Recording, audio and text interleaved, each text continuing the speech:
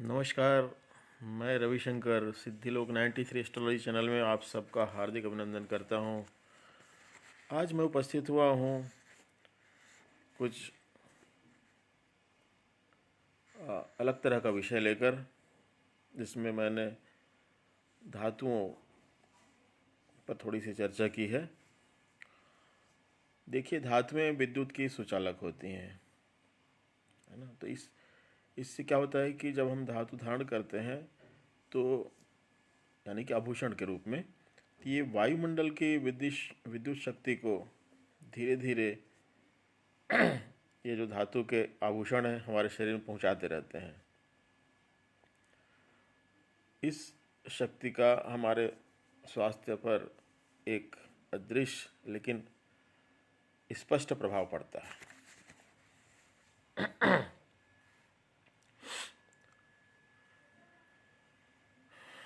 और इसमें जो स्वर्ण है ये गर्म तासीर का होता है, उष्ण होता है, उत्साह बढ़ाने वाला होता है, जबकि चांदी शांति और शीतलता का संचार करता है। जैसे स्त्रियां नाक में नथनी या कान में कर्णफूल पहनते हैं, तो इससे वो सुंदर क्यों दिखते हैं? इसे सुंदर सजावट के रूप में, सजावट के कारण दिख रहे हैं ऐसी बात नहीं है, वो थोड़ा बहुत रहता ही है, लेकिन मुख्य रूप से ये जो आभूषण है आकाशीय शक्ति को आकर्षित कर उसको चेहरे पर रिफ्लेक्ट करते हैं कांति और लावण्य के रूप में। इसी तरह जब ये महिलाएं हार पहनती हैं या पुरुष चेन पहनते हैं, तो ये जो आकाशीय शक्ति की किरणें हैं इनका स्पष्ट प्रभाव क्रियाशीलता के रूप में हमारे हृदय पर पड़ता है, और इस कारण से हार या चैन के धारण करने से शरीर में उत्साह और स्फूर्ति का संचार हो जाता है।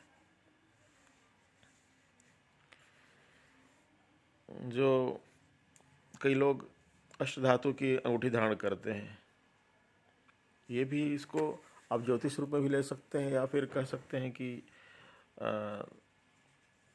एक आभूषण के रूप में। तो ये अष्टधातु का भी हृदय रोगों पर काफ़ी नियंत्रण होता है। इसके लिए आपको कोई किसी से कुंडली विश्लेषण कराने की ज़रूरत नहीं है। अष्टधातु की अंगूठी सबको फ़ायदा पहुंचाती है। और आप लोगों ने देखा होगा कि कई लोग हाथ के बीच की उंगली में तांबे या लोहे की अंगूठी पहने होते हैं। ये पथरी के रोग को काफ़ी नियंत्रित करती है। यदि आप शुरुआत में ही इस अंगूठी को धारण कर लें तो पथरी का रोग नहीं बढ़ पाएगा। हाँ, यदि एक बार बढ़ गया है तो ये अंगूठी कुछ नहीं कर सकती। फिर जिनको बार बार पथरी की शिकायत हो रही है उनको ये अष्टधातु की अंगूठी जरूर धारण करनी चाहिए। और जैसे लोहे और तांबे की जो कंडक्टिविटी अर्थात विद्युत चालकता है, इसकी तुलना में गोल्ड और सिल्वर की कंडक्टिविटी काफ़ी अलग होती है, इसलिए इनके रिज़ल्ट में भी डिफरेंस महसूस किया जाता है।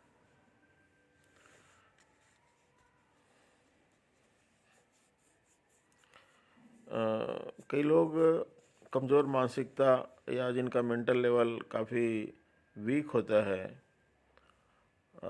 जिन्हें बार बार नज़र लगती है, भूत प्रेत का भय होता है, ऐसे लोगों को लोहे की अंगूठी अथवा लोहे का कड़ा जरूर धारण करना चाहिए।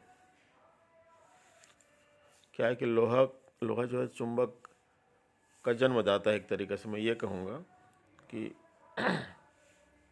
लोहा चुंबक का जन्मदाता है। और देखिए, चुंबकीय उपचार आज के इस वैज्ञानिक युग में तो किसी से छुपी नहीं है। तो सार में यह कहना चाहूँगा कि धातु का हमारे जीवन में विशेष महत्व है। और यदि आप इस धातु के अपने चॉइस को ज्योतिष विद्या से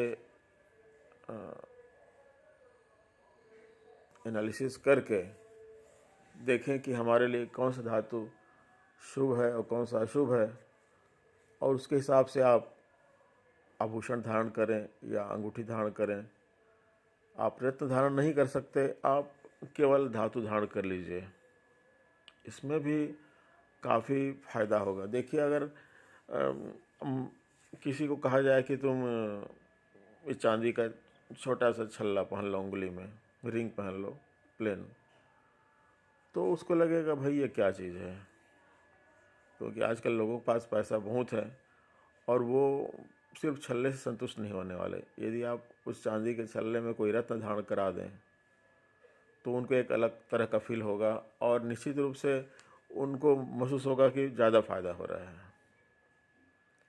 आप किसी को देखिए, आप लोहे का आप किसी को रिंग पहना दीजिए, प्लेन छल्ला जिसको लोहे का छल्ला बोलते हैं, वो भावनात्मक रूप से उसमें ज़्यादा जुड़ा नहीं रहेगा, न कुछ उसके जीवन में पॉजिटिव होने पर उसको क्रेडिट भी नहीं देगा। लेकिन इसी की जगह आप उसको नीलम या नीली इसी तरह का कुछ शनि का रत्न धारण करा दिए तो वो सारा क्रेडिट उस रत्न को देगा। तो लोगों की मानसिकता के हिसाब से भी सजेस्ट करना रिकमेंड करना पड़ता है। और मानसिक प्रभाव का तो बहुत बड़ा रोल रहता है हमारे जीवन में। तो जिस चीज़ को हम ज़्यादा महत्व देते हैं उसके प्रति हमारा लगाव भी काफ़ी होता है। तो आज मैं इस तरह से एक अलग तरह का टॉपिक आपके सामने लाया हूँ। और आज के लिए इतना ही। तो रविशंकर को इजाज़त दीजिए। धन्यवाद, नमस्कार।